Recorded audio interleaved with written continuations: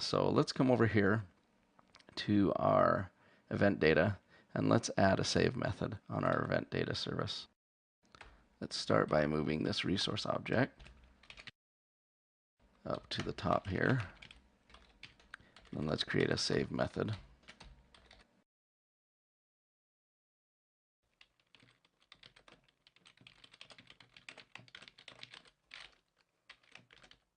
All right, and we haven't been saving events yet, so let's go over to our edit event controller. And here previously when we were saving, we were just calling window.alert. Let's change this now so that it saves the event.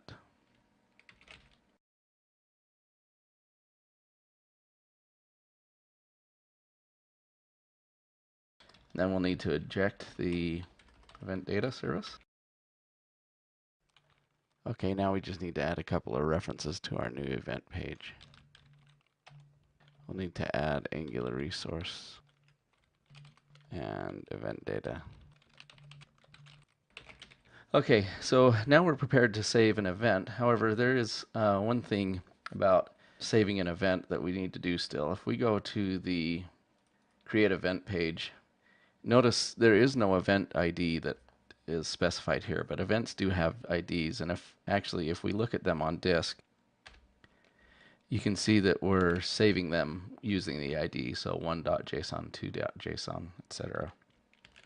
So we need to populate an ID, and you would do that most likely by having some function that goes out and gets the events and finds the highest ID and incrementing it.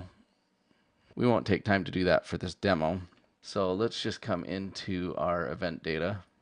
And when we save the event, before we save it, let's just give it an ID 999. So coming back to our page now, let's refresh and put this in again. And we got a success response. And if we were to go and change the URL or something to be bad, you would see failure here and the failure response. And if we go out and look on disk now, you can see we have a 999.json. So we were able to save our event. If we open this up and look at it, there's our event data. So that all worked just fine. Now, I did want to clarify that with resources, you can use the more semantic then and catch. So we can format this like this, which is a little better. There, that's a little more legible. And there are just a couple more things to touch on with regard to resources. I've shown you the get and save actions.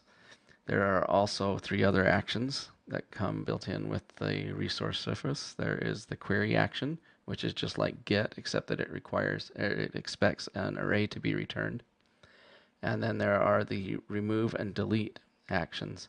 Remove and delete are identical. They just perform a delete action. And then you can also create your own actions by providing another parameter here when you create your resource. And that is just an object, and it expects the name of your action that you're creating. In this case, I'm calling this one getAll. And then you specify 3 properties: the method, whether it expects an array or not, and params. So the method in this case is a get, and I am telling it to expect an array. And then params just allows you to specify some predefined parameters that will be included on the HTTP request. So in this case, when the HTTP request is made on this resource, it will include the parameter something equals foo. So that's really all there is to creating your own custom actions. This is not entirely, it's not incredibly useful, but it does allow you to create actions that conform more to maybe terms that you're used to using if you want to use the term retrieve instead of get, and allows you to pass in custom parameters on your HTTP calls. And that's about all there is to using resources. Okay, time for another quick quiz. Which service would be the best fit for accessing a RESTful web service? That would be the resource service. resources were created specifically for working with RESTful data.